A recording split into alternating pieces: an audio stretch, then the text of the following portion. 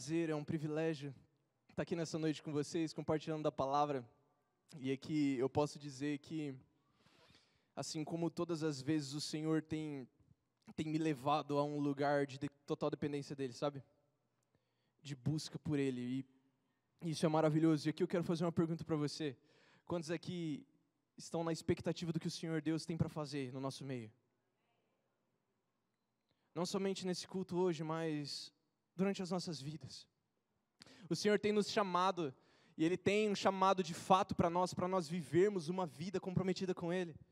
E, irmãos, como é maravilhoso estar com Ele. Isso é prazeroso, isso é um privilégio.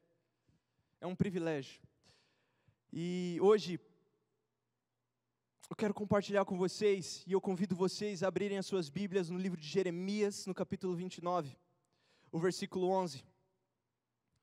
Nós estamos nessa série de mensagens a respeito de que vale a pena viver.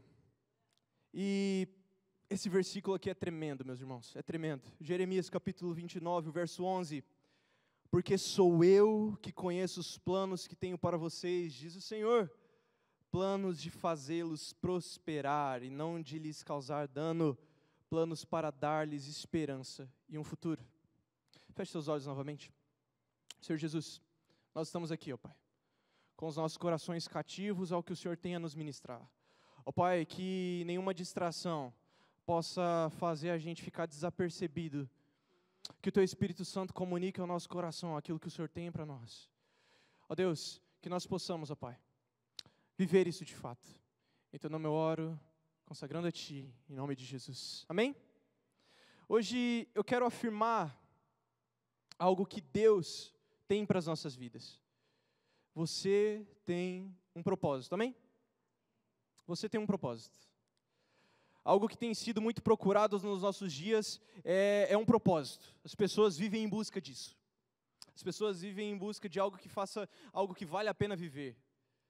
E a tentativa do inimigo é justamente plantar a mentira de que nós não temos um propósito. A tentativa do inimigo de todas as artimanhas que nós estamos vendo hoje em dia é justamente de destruir os princípios de Deus em nossas vidas. É de deturpar e colocar tantas mentiras cravadas em nossas mentes que a gente deixa de olhar para o que é de fato. A verdade é que todos nós aqui, nós buscamos algo que faça a pena viver. Um propósito. E, irmãos, propósito, ele está diretamente ligado à identidade. Existe um estudo que vai dizer que a identidade é a base que define e direciona o propósito de um indivíduo. Ou seja, se o indivíduo ele tem consciência de qual é a sua identidade, ele vai ter consciência de qual é o seu propósito, e vice-versa. Os dois andam juntos. E é exatamente nesse contexto onde o povo perde a sua identidade, o povo de Israel. Nesse contexto onde Jeremias 29 foi escrito, é exatamente ali onde o povo perde a sua identidade como povo do Senhor. E Jeremias, usado por Deus, afirma isso que nós lemos, nós acabamos de ler. Aqui, o povo de Israel, eles estavam exilados na Babilônia. E eu quero, rapidamente, compartilhar com vocês como que esse povo que Deus escolheu se tornou escravo de outras nações. Eu quero falar brevemente sobre o plano de redenção, sobre a história de Israel. No Éden, acontece a queda, nós sabemos disso. O pecado entra no mundo. O homem ele foi criado para ter intimidade e relacionamento com o Senhor. Para ser igual a Deus e ter uma vida de comunhão com Deus. O homem foi criado para esse propósito, para esse fim. Mas por conta do pecado, o homem perde esse livre acesso a Deus. Deus é santo, amém? O pecado corrompe o homem. Portanto, um Deus que é santo e a sua criatura que vive em pecado, é como se fosse criada uma barreira. O homem cede ao pecado, cede às tentações. E ali é criado uma barreira entre ele e Deus. Só que Deus planeja revelar o seu amor à sua criação, através da aliança com o povo. Deus, ele vai lá e faz uma aliança com Abraão, Gênesis capítulo 12, a fim de que os seus descendentes se tornem uma nação reconhecida como povo de Deus, com um propósito, com o objetivo de serem bênção para as demais nações. Vamos relembrar, o pecado corrompe o relacionamento com Deus. Deus deseja revelar o seu amor à sua criação. ele faz uma aliança com Abraão de que os seus descendentes se tornariam uma grande nação e que através deles os povos, as outras nações, saberiam que há Deus em Israel. Amém? Isso nós já sabemos. Só que o que nós sabemos também é que Israel falha nessa missão e desobedece a Deus.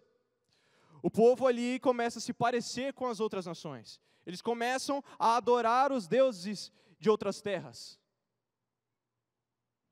Eles chegam a tal ponto de que eles pedem ao profeta Samuel, nos dê um rei, como as outras nações têm. Quem governava eles, quem dava direção era o próprio Deus, e o que eles pedem?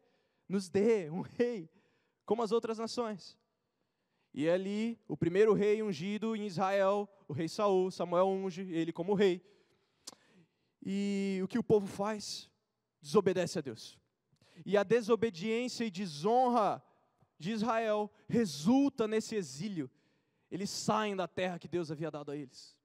E são feitos escravos, são feitos prisioneiros em outras nações.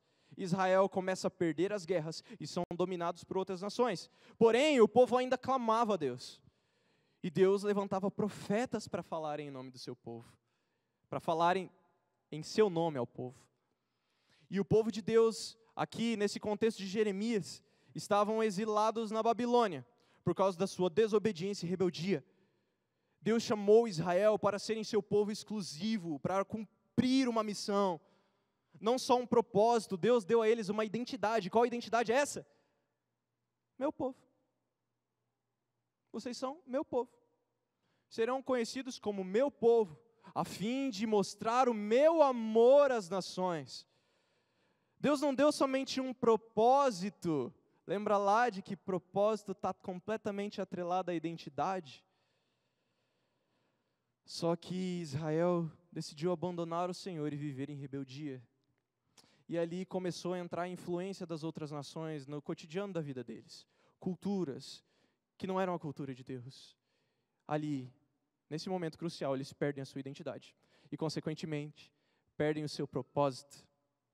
E como fruto dessa desobediência, eles estavam em um sofrimento terrível, quase que sem esperança, longe da sua casa, longe da terra que Deus havia dado a eles. Porém Deus, meus irmãos, com a sua tremenda misericórdia, levanta Jeremias para dizer que Ele não os esqueceu.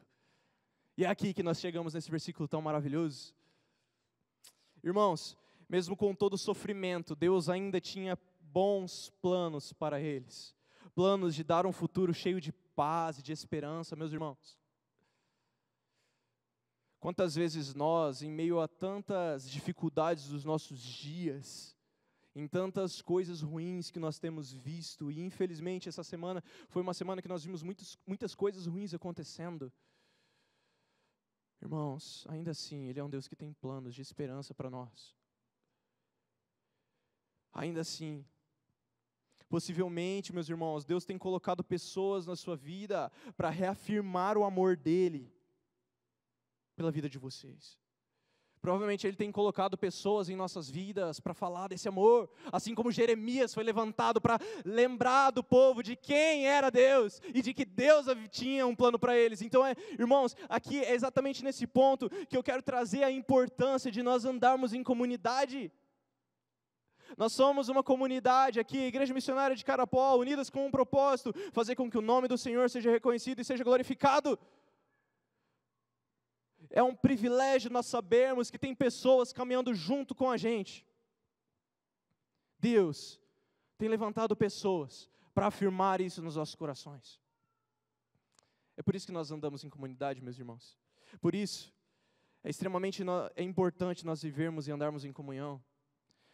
Eu vou partilhar um pouquinho do que tem acontecido no PG, no pequeno grupo que eu faço parte, o PG dos jovens. Irmãos, já tem algumas quintas-feiras que a gente tem entrado num ambiente muito reflexivo, sabe? O pessoal que frequenta pode falar isso também. A gente tem compartilhado aquilo que a gente tem sentido, o nosso desespero, às vezes a nossa aflição, aquilo que a gente tem passado, as nossas angústias. Ali a gente tem a oportunidade de orar junto, de ouvir a experiência de que alguém mais experiente passou, ser encorajado, ser impulsionado. É de extrema importância nós fazermos parte de um pequeno grupo. A nossa igreja é uma igreja em pequenos grupos. Nós queremos ser uma igreja em pequenos grupos, justamente para nós termos essa oportunidade de, durante a semana, sermos encorajados, amém? Irmãos, nessa noite eu gostaria de compartilhar 2 verdades práticas para as nossas vidas. A primeira delas, e aqui eu quero ouvir um amém bem forte, é que Deus tem planos para nós, amém? Deus tem planos para nós. Jeremias 29:11, a primeira parte do versículo. Porque sou eu quem conheço os planos que tenho para vocês, diz o Senhor. Não diz um pastor, não é um líder quem diz, não é um missionário quem diz é o Senhor, e o Senhor não falha. Ele é imutável, ele jamais, não tem sombra de variação, ele não muda. Por isso que nós podemos confiar nele. Amém? Êxodo, no capítulo 14, o versículo 9 em diante, é uma história que nós conhecemos. Os egípcios os perseguiam com todas as forças do exército do faraó. Todos os seus cavalos e carros de guerra, cavaleiros e tropas, e os alcançaram no acampamento em Pi-Hairote, à beira do mar, em frente a Baal-Zefon. O versículo 10. Quando o faraó se aproximava, os israelitas levantaram os olhos e viram os egípcios marchando contra eles. E em pânico, clamaram ao Senhor. Aqui o povo estava em fuga do Egito, tá, gente? E o exército de faraó está atrás deles. E está aquela perseguição. O versículo 11. E disseram a Moisés, por que você nos trouxe ao deserto para morrer? Não haviam sepulturas no Egito? O que você fez conosco? Por que nos forçou a sair do Egito? Quando ainda estávamos no Egito, não lhes avisamos que isso aconteceria? Dissemos, deixe-nos em paz, continuaremos a servir os egípcios. Afinal, é melhor ser escravo no Egito do que ser um cadáver no deserto. É melhor ser escravo no Egito que ser um cadáver no deserto. O verso 13, Moisés, porém, disse, não tenham medo, apenas permaneçam firmes, e vejam como o Senhor os resgatará nesse dia. Vocês nunca mais verão os egípcios que vocês estão vendo hoje. O próprio Senhor lutará por vocês. Fiquem calmos. Irmãos, nós sabemos o que acontece em seguida, né? Nós já sabemos o que acontece em seguida. De forma milagrosa, Deus prova que estava com o seu povo. O mar se abre, eles passam. E o exército egípcio é derrotado. E assim o povo pode continuar o plano que Deus tinha para eles. Entende que aqui não era um plano de Moisés? O plano não era dele, porque se fosse dele, ele ia estar na roda, meus irmãos. Pô, você tirou a gente do Egito, você trouxe a gente para cá, e agora a gente vai morrer na beira do mar. A gente vai morrer aqui no deserto, a gente não vai ter nem sepultura para nós. Sério que você está fazendo isso? Mas o plano não era de Moisés. O plano era de Deus, meus irmãos. E novamente, eu quero afirmar isso nos nossos corações. Deus tem plano para nossas vidas. Esse contexto é um contexto específico, onde Deus tinha um plano específico para o seu povo, de os tirar do Egito e os levar até a terra que Ele prometeu a Abraão. O plano era de Deus. Deus havia escolhido Israel para ser luz para as nações. Portanto, Deus não iria deixar o povo morrer ali. E qual que era o plano de Deus para Israel, então? Nós podemos ver isso em Gênesis, no capítulo 12, o versículo 2 e o versículo 3.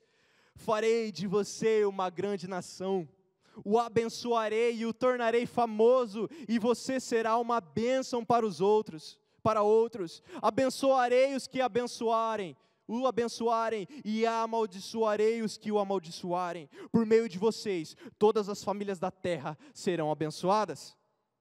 Qual que era o plano de Deus para Israel? O primeiro, serem o povo que Deus escolheu para falar e evidenciar o seu amor. O plano para Israel era eles influenciarem através do amor de Deus as outras nações. Era eles mostrarem que havia Deus na terra deles. E de que esse Deus era diferente de todos os outros que eles criavam, que as outras nações criavam. Esse Deus era de fato poderoso. O segundo plano de Deus para Israel era que eles fossem abençoados. Imagina receber um convite do próprio Deus, dele chamando você para ser seu povo, isso significa que eles seriam abençoados. O terceiro plano de Deus para Israel era que eles teriam intimidade, relacionamento com o Senhor. Eles eram um povo que pertenciam a Deus. E o quarto plano de Deus para Israel era abençoarem os outros povos.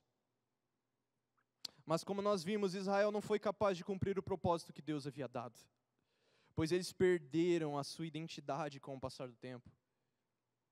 Muitas coisas estavam influenciando o seu estilo de vida, e cada vez mais eles estavam parecidos com os povos vizinhos e menos com o povo de Deus. Irmãos, eu convido você a fazer uma breve reflexão agora na sua vida. Será que nós temos sido influenciados por outras coisas que não são a verdade de Deus, que não é a verdade de Deus? Será que isso tem feito a gente ter uma escama nos nossos olhos que nos impede de enxergar o que Deus tem para as nossas vidas? Será que o tempo que eu gasto mais no Instagram tem de alguma forma influenciado e levado eu a ser uma pessoa diferente daquilo que Deus quer que eu seja? Irmãos, Deus deseja nos levar a esse lugar de dependência total dEle. Deus leva o povo de Israel ao deserto para falar do seu amor, para mostrar da sua graça. O povo no deserto, quando eles saem do Egito, quando eles passam pelo Mar Vermelho, quando eles peregrinam pelo deserto, ali Deus os acompanhava dia e noite, provendo de tudo que era necessário para eles viverem, provendo da sua presença ali. E ainda assim, o povo insistiu em ser influenciado pelas outras nações, meus irmãos. É como se escamas estivessem entrando nos olhos deles. É como se escamas estivessem entrando nos nossos olhos e nos impedindo de ver o propósito para o qual Deus nos chamou. Irmãos, mas olha que maravilhoso. Infelizmente, Israel se perde no meio do caminho. Não cumpre a missão, desobedece a missão, mas Deus, com a sua infinita misericórdia, nos deu a solução para esse problema de identidade, e Jesus Cristo é a solução. Jesus Cristo. João no capítulo 1, verso 10 em seguinte, vai dizer, Ele veio ao mundo que Ele criou, mas o mundo não o reconheceu. Ele veio a seu próprio povo e eles o rejeitaram. Mas a todos que creram nele e o aceitaram, eles deu o direito de se tornarem filhos de Deus, aleluia! Antes de cravar um propósito em nossas vidas, Deus deseja afirmar aos nossos corações uma identidade. Uma identidade, meus irmãos. Nós temos uma identidade, aqui eu não estou falando do nosso RG ou do nosso CPF, aqui eu estou falando da identidade que nós temos em Cristo Jesus. Mas a todos que creram nele e o aceitaram, ele deu o direito de se tornarem filhos de Deus. Mais tarde, no capítulo 14, ainda de João, no versículo 26, mas quando o Pai enviar o encorajador, o Espírito Santo, como meu representante, ele lhes ensinará todas as coisas e os fará lembrar de tudo que eu lhes disse. Irmãos, sabe quem que afirma a identidade que nós temos em Cristo Jesus hoje em dia? Sabe quem que é maior do que toda a influência que nós temos visto nas redes sociais, ou seja, lá onde nós estamos? Sabe quem tem poder para lembrar que nós somos filhos? O Espírito Santo de Deus. Deus, Ele não é cínico. Ele não dá um plano, Ele não dá uma missão para nós sem prover as ferramentas. Ele não dá uma missão para nós que Ele sabe que nós não seríamos capazes de cumprir, e aqui é fato. Nós não somos capazes de cumprir as exigências da lei, mas nós temos o Espírito Santo, que nos revela Cristo. A nossa oração deve ser, Espírito Santo, abra os meus olhos mais uma vez, para que eu possa ver a beleza de Deus em Cristo. Cristo, é Cristo, meus irmãos, é Cristo, puramente Cristo, somente Ele. Quem afirma aos nossos corações a nossa identidade em Cristo e o plano de Deus para nós é o Espírito Santo. E Paulo vai dizer lá em Romanos, no capítulo 8, o versículo 14, porque todos que são guiados pelo Espírito de Deus são filhos de Deus, pois vocês não receberam o Espírito que os torne de novo escravos medrosos, mas sim o Espírito de Deus que os adotou como seus próprios filhos, e agora nós o chamamos, vamos dizer isso bem forte, agora nós o chamamos Abba, Pai. Nós somos chamados de filhos, pois o seu Espírito confirma ao nosso Espírito de que nós somos filhos de Deus. Essa é a nossa identidade, meus irmãos, amém? Nós somos filhos de Deus. E o nosso propósito agora está em Cristo. Viver agora uma vida de filho amado, meus irmãos. Nós somos amados, comprados com preço de sangue por Cristo. Nós não vivemos mais uma vida de escravo.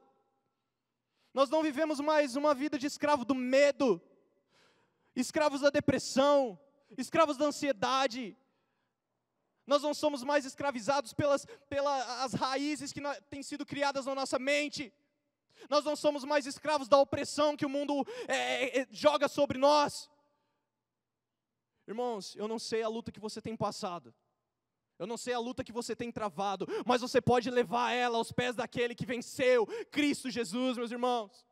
Ele é maior que todo medo, Ele é maior que toda depressão, Ele é maior que toda ansiedade. E aqui eu quero lembrar você, nós somos de carne e osso, nós somos seres limitados, nós precisamos de ajuda, nós precisamos de pessoas ao nosso redor, para nos levarem aonde Cristo quer que nós vamos. Irmãos, não é saudável que nós fiquemos sozinhos, guardando os nossos problemas para nós mesmos. Deus tem levantado pessoas profissionais na área da psicologia, da psicanálise, justamente para cuidar, para tratar. Irmãos, que nós nos mexamos, sabe por quê? Porque Deus nos agora chama de filhos, meus irmãos. Essa é a nossa identidade. Nós somos filhos amados por Deus. Filhos amados, comprados com preço de sangue.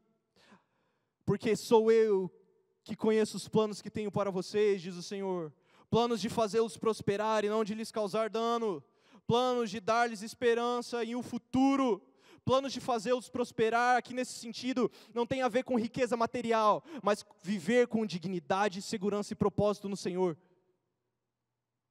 Fazê-los prosperar nele, em Cristo, com o Espírito Santo que nos direciona, quem nos dá o caminho, quem afirma a nossa identidade, meus irmãos. E concluindo, nós vimos o plano de Deus para Israel, mas qual é o plano de Deus para nós hoje? Qual que é o plano de Deus para nós hoje, na nossa realidade? Provarmos do seu amor, sermos os filhos que Deus escolheu para falar e evidenciar esse amor, e fazer discípulos do Senhor. Esses são os planos que Deus tem para nós, meus irmãos, nós provarmos do amor dEle, nós termos uma experiência com esse amor que um dia nos salvou, nós sermos esses filhos que Deus escolheu para falar e evidenciar o seu amor, nós fazermos discípulos do Senhor. E a segunda e última verdade prática é que Deus tem planos de esperança e de futuro, amém? Deus tem planos de esperança e de futuro, assim como parecia não ter solução para o povo de Israel, ali na beira do Mar Vermelho, parecia que eles iriam morrer, eles clamaram, eles até brigaram com Moisés, ô Moisés, sério mesmo que você tirou a gente de lá para a gente morrer aqui? A gente, pelo menos lá, todo domingo, a gente estava fazendo churrasquinho. Sério mesmo que você fez isso? Sério mesmo, cara? Que eu decidi entregar a minha vida para o Senhor, para agora ter que sofrer pelo nome dEle? Sério isso? É sério? Que eu vou ter que abrir mão de fazer X, Y, tal coisa? É sério isso, Deus? Assim como parecia não ter solução para aquele povo, assim como parecia não ter futuro para o povo de Israel, exilado na Babilônia. Imagine aquele povo longe da terra que eles cresceram, sendo exilados, meus irmãos. Longe da mordomia, longe das coisinhas boas, longe da caminha confortável, do ar-condicionado, do computador para a gente trabalhar. Longe das coisas boas que nós desfrutamos. Esse era o povo de Israel. Ali, naquele momento, completamente sem propósito, completamente sem destino, completamente sem direção.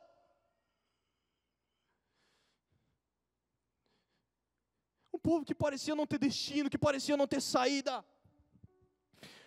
Assim como parece não haver esperança nos dias mais nebulosos da nossa vida, meus irmãos, Cristo é a nossa esperança. Eu quero compartilhar algo aqui, que aconteceu comigo.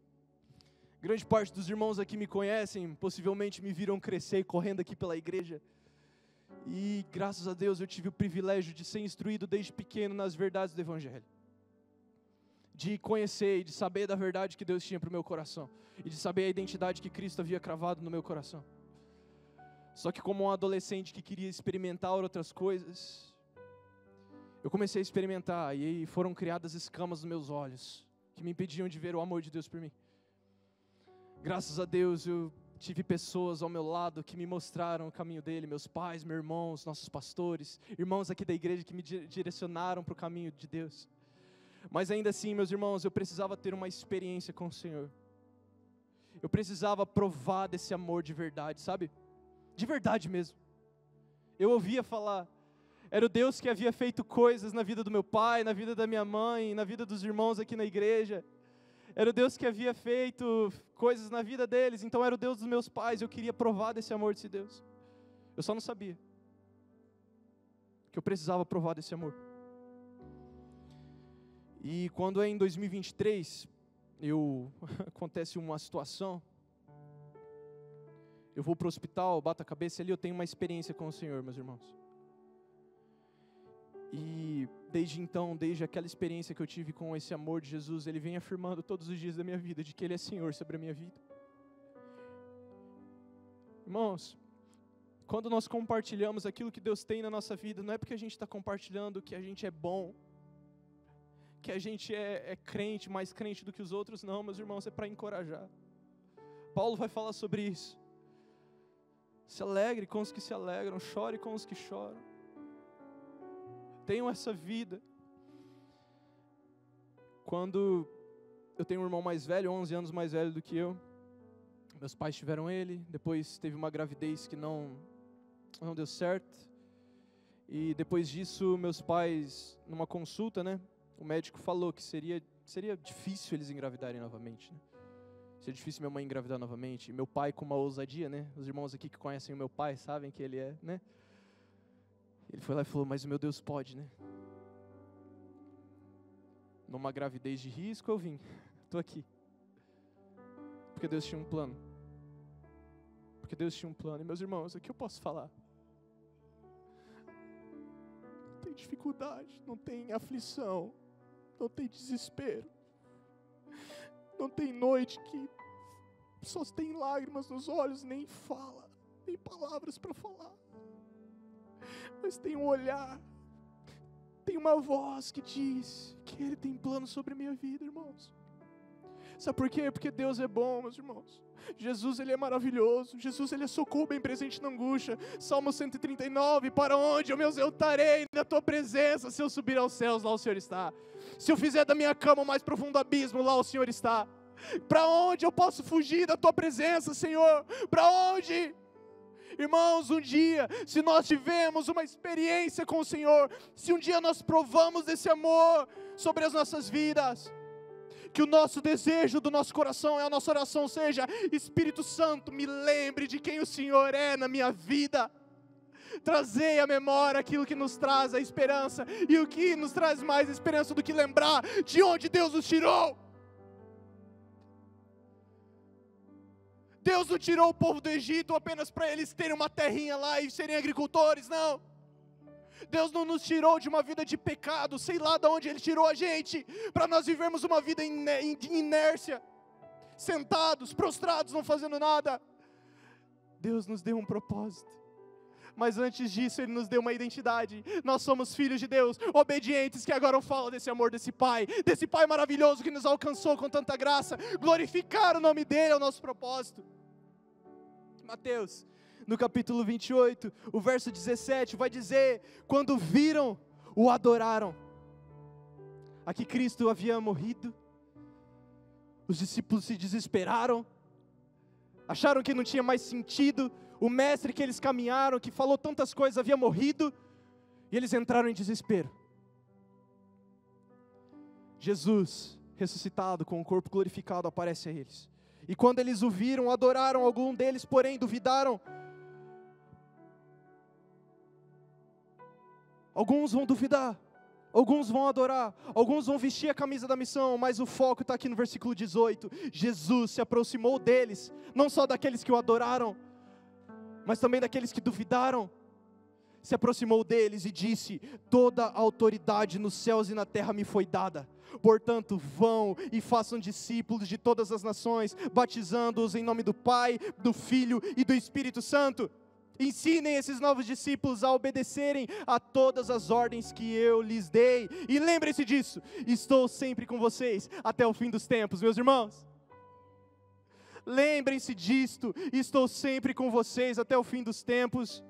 Agora que nós temos uma identidade, nós somos chamados a ter um relacionamento íntimo com esse Senhor, com o Senhor. Sabe por quê? Esse chamado não é somente para os discípulos. O mesmo Espírito que inspira Mateus, a confecção dessa carta, desse Evangelho, é o mesmo Espírito que testifica aos nossos corações de que nós somos filhos de Deus, de que nós somos discípulos dEle, de que nós somos incumbidos agora de um amor, de um Pai maravilhoso, que nós não recebemos novamente um Espírito que nos torne escravos medrosos, mas filhos adotados pelo Pai. Nós recebemos uma missão: adorar a Deus, fazer discípulos do Senhor e ensinar os novos. Irmãos, nós tivemos aqui uma festa linda no dia 31. Pessoas, e grande maioria jovens, decidindo entregar seus corações a Cristo. Irmãos, isso não tem a ver com placa de igreja. Isso não tem a ver com pastor, com líder. Isso tem a ver com Cristo. Isso tem a ver com o plano de Cristo. Isso tem a ver com a vontade do Senhor. Isso tem a ver com essa identidade que o Senhor crava nos nossos corações, de que nós somos filhos. E depois que Deus coloca essa identidade nos nossos corações, existe uma manutenção. Ensinem esses novos discípulos a obedecerem a todas as ordens que eu lhes dei. E lembrem-se disto: eu estou sempre com vocês até o fim dos tempos. Se você olhar à sua direita, à sua esquerda, para trás ou para frente, eu convido você a fazer esse exercício agora. Olha ao redor, olha ao seu redor. Possivelmente você vai ver uma pessoa que é nova na fé, mais nova até você que é novo na fé.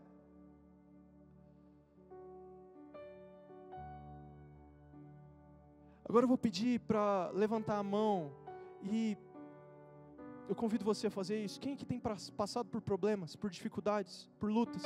Eu vou levantar a minha mão aqui. Agora olha de novo para o lado, pode olhar, não tem problema isso. Irmão, você não está sozinho. Irmão, você não caminha sozinho. Nas horas mais escuras da nossa vida, nós lembramos de que Jesus está lá. E Jesus nos traz novamente a esse lugar aqui, onde nós podemos andar em comunhão. Alguns irmãos cabeludos, alguns irmãos com menos cabelo, alguns irmãos com a barba recheada, irmãos igual eu que, né? Isso é comunidade do Senhor. Sabe qual é o nosso propósito, meus irmãos? Adorar a Deus, fazer discípulos do Senhor, desfrutar desse amor e ensinar esses novos. Não tem a ver com a nossa capacidade, meus irmãos, muito menos com a falta da nossa capacidade. Sabe por quê? Lembre-se disso, eu estou sempre com vocês.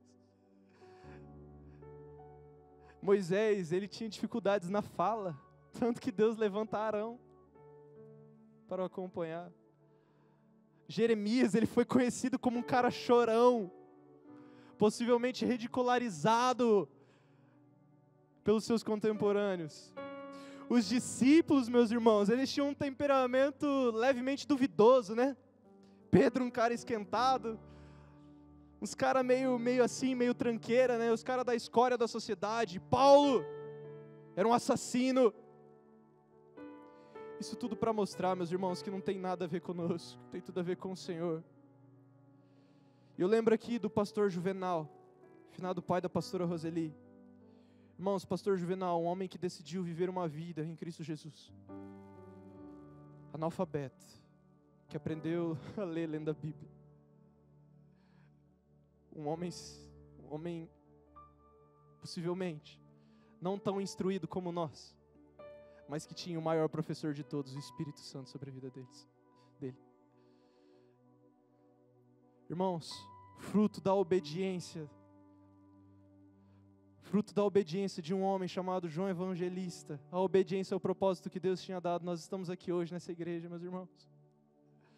Talvez fruto da obediência de algum outro irmão de orar pelas nossas vidas, nós estamos aqui hoje. Por que não fazer isso? Por que não ser essas pessoas que vão orar pelos próximos que vão sentar nessas cadeiras? talvez em 5, 10 anos nós não estejamos aqui, talvez nós recebamos uma promoção em outra cidade, eu não sei o que Deus tem para nós. Mas irmãos, nós temos que orar para o que Deus tem a fazer através de nós, para as gerações futuras, meus irmãos. Nós devemos declarar sobre os nossos adolescentes, sobre os nossos pets, sobre as nossas crianças, de que eles são abençoados e que Ele tem sim solução. Eles são a próxima geração que vai falar do amor de Cristo, mas nós também somos, meus irmãos, porque esse é o nosso propósito. Tem tudo a ver com o Cristo que nós seguimos, tem tudo a ver com a capacitação do Espírito Santo. E Jeremias 29:11, porque sou eu que conheço os planos que tenho para vocês, diz o Senhor Todo-Poderoso, Yahvé, os Deus Todo-Poderoso, é Ele quem diz isso, plano de fazê-los prosperar e não de lhes causar dano, planos de dar-lhes esperança e um futuro. Que hoje nós tenhamos consciência de que existe um propósito para cada um de nós, para cada um de nós, para cada um de nós, amém? E o propósito é fazer com que o nome de Cristo seja glorificado e o nosso seja jogado ao pó, amém? Para fazer com que Ele seja glorificado, irmãos.